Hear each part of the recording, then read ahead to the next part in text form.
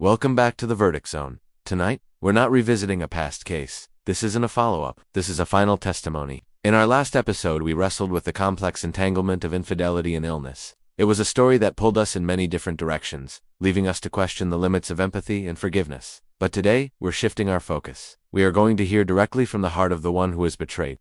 This is what we're calling the final boundary. Tonight's deep dive is a raw examination of grief, self-preservation, and the difficult, often unspoken, truth that some endings are absolute. There is no ambiguity here, no room for interpretation. It's about the moment a person decides that a chapter is not just closed, but that the entire book must be put away. We're going to explore the courage it takes to walk away completely, not out of anger, but out of a profound need to protect what's left of oneself. The words from the subject of our story are painfully clear, and they strike a chord that many will recognize.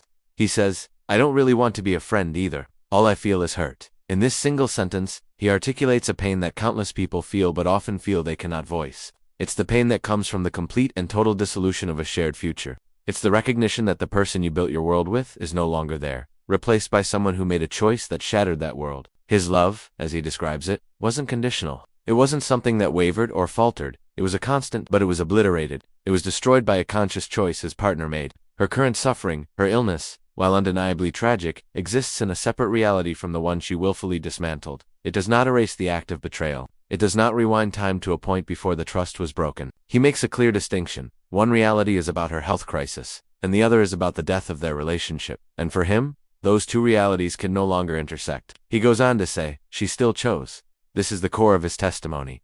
It wasn't an accident. It wasn't a mistake in the heat of the moment that can be easily explained away. It was a series of choices that led to the end.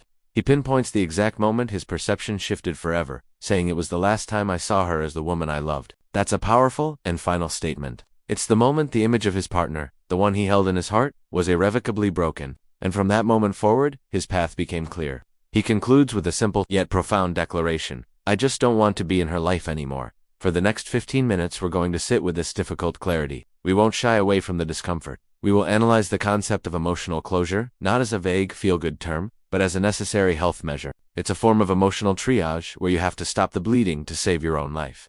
We're also going to challenge the pervasive societal narrative that forgiveness must look like reconciliation. We're told to forgive and forget, to let bygones be bygones, to be the bigger person. But what if being the bigger person means honoring your own pain?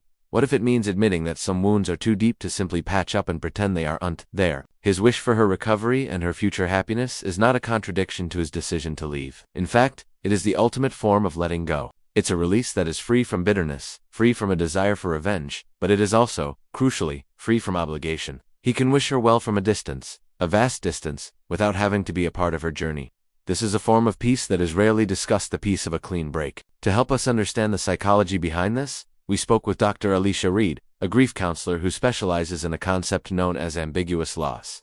This type of loss occurs when a person is still physically present, but is gone in every other meaningful way. Dr. Reed explains how betrayal can trigger this profound sense of grief. She says, when someone experiences a deep betrayal, especially from a life partner, it can absolutely feel like a death. The person you knew, the relationship you had, the future you planned, it's all gone. And yet, the person is still alive, walking around. This creates a terrible cognitive dissonance. Your mind is grieving a death, but your eyes see a living person. Society doesn't have rituals for this kind of loss. There's no funeral, no official mourning period. So people are often left feeling isolated in their grief.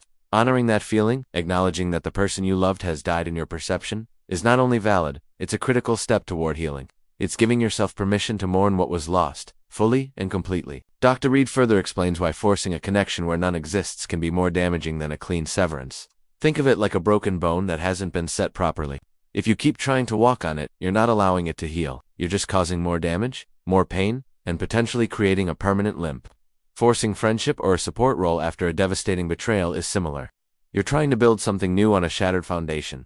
Every interaction can become a re-traumatization, a reminder of the pain. A clean break, while excruciatingly painful in the short term, allows the bone to be set. It creates the space needed for true healing to begin. It's an act of profound self-compassion. This expert perspective reinforces the idea that what our subject is doing is not cruel, but courageous. He is setting a boundary not to punish her, but to save himself. He is choosing to set the broken bone of his emotional life, rather than pretending he can still walk on it. He is acknowledging that the structure of their relationship is gone, and no amount of goodwill or pity can rebuild it. The only thing to do is to clear the rubble and start fresh, somewhere else. This unflinching stance forces us to ask ourselves a difficult moral question. Is the most ethical response to betrayal sometimes a complete and peaceful exit, rather than a performative show of support? We are often judged by how we show up for others in their time of need. But what if the person in need is the one who created the wound? Does their need supersede your own need for safety and peace? And a further question, does true compassion allow for the honest admission that some bonds, once broken, cannot be repurposed? We love the idea of recycling, of turning something old into something new.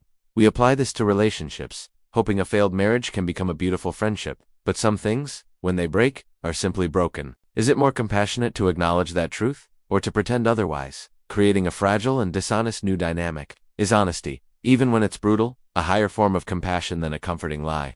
This case isn't about judging his choice, but about understanding it. It's about recognizing that there are many paths to healing, and not all of them involve walking alongside the person who hurt you. Sometimes, the path to healing requires you to walk in the opposite direction, alone, towards a future that is entirely your own. It is a testament to the idea that the most important promise you can keep is the one you make to yourself, the promise to protect your own heart.